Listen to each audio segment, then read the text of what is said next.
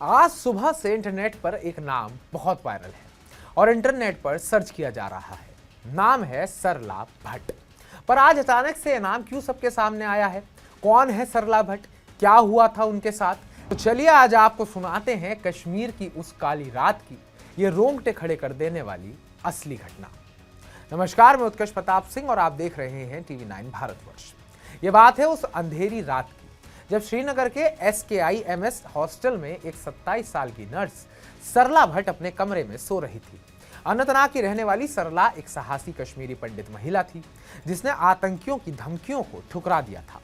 Militants ने फरमान जारी किया था, कश्मीरी पंडित सरकारी नौकरियां छोड़ें और वादी छोड़कर चले जाएं। लेकिन सरला नहीं मानी। वो अस्पताल में मरीजों की सेवा करती रही जैसे कुछ हुआ ही ना हो। लेकिन उस रात अचानक दरवाजे पर दस्तक हुई, या शायद कोई खिड़की से घुस आया।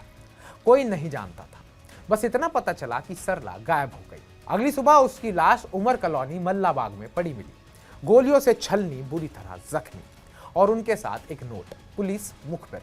लेकिन क्या यह सच था या सिर्फ एक बहाना, वो भी दहशत फैलाने का? गुप्त सूत्र बताते हैं कि सरला को ना सिर्फ गोली मारी गई थी बल्कि गैंग रेप तक किया गया था। उनके शरीर को बुरी तरह काटा गया और टुकड़ों में फेंक दिया गया। यह क्रूरता की हद थी जो कश्मीर में फैले आतंक के तूफान का मात्र एक हिस्सा थी। 12 अगस्त 2025 मंगलवार की सुबह जब कश्मीर की वादियां अभी नींद से जाग ही रही थी तो स्टेट इन्वेस्टिगेशन एजेंसी यानी कि SIA की टीमों ने श्रीनगर में 8 जगहों पर धावा बोल दिया। ये जगहें कोई साधारण जगहें नहीं थी।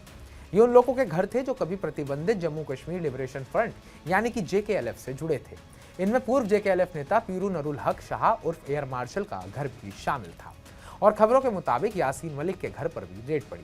SIA ने कहा कि छापों में पुख्ता सबूत मिले, दस्तावेज, डिजिटल डेटा जो इस हत्या की साजिश को उजागर कर सकते हैं। लेकिन सवाल यह है, इतने सालों बाद ये सबूत क्या राज खोल पाएंगे? क्या JKLF के आतंकी जो पाकिस्तान के इशारे पर काम कर रहे थे अब पकड़े जाएंगे? पिछले साल SIA ने इस केस को फिर से खोला क्योंकि 1990 में दर्ज FIR number 56/1990 Nigeen police station में ठंडे बस्ते में पड़ी थी। जांचकर्ताओं का मानना है कि सरला की हत्या सिर्फ एक मर्डर नहीं थी, ये एक बड़ी साजिश का हिस्सा थी। कश्मीरी पंडितों को वादी से भगाने की साजिश।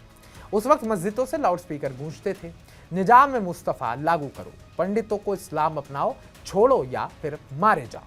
हिट लिस्ट बनाई गई, घरों को निशाना लगाया गया, महिलाओं को अपहरण की धमकियां दी गई। सरला की मौत के बाद उनके परिवार को धमकी मिली थी कि अंतिम संस्कार भी ना किया जाए। नतीजा, हफ्तों में 3-4 लाख कश्मीरी पंडित जम्मू, दिल्ली और देश के दूसरे हिस्सों में भाग गए और दुनिया ने कश्मीरी पंडितों का पलायन देखा, जो घटना हमेशा के लिए इतिहास में दर्ज हो गई।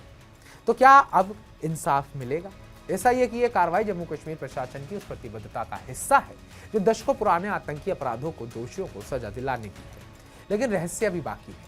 क्या यह सबूत यासीन मलिक जैसे नेताओं तक पहुंचेंगे जिन्हें पहले भी JKLF से जोड़ा गया है? क्या सरला के हत्यारे जो पाकिस्तान समर्थित थे अब बेनकाब होंगे, या फिर ये केस फिर से अंधेरे में खो जाएगा? सरला की कहानी सिर्फ एक हत्या की नहीं, उस दहशत की कहानी है जो आज भी कश्मीर के इतिहास में गूंजती है। क्या न्याय की ये जंग जीती जाएगी? समय बताएगा, लेकिन फिलहाल सस्पेंस चरम पर है। कमेंट बॉक्स में कमेंट कर जरूर बताइएगा कि आखिर आने वाले समय में क्या हो सकता है। बाकी ताज़ा अपडेट्स पाने के लिए टीवी9 भारतवर्ष को सब्सक्राइब करें।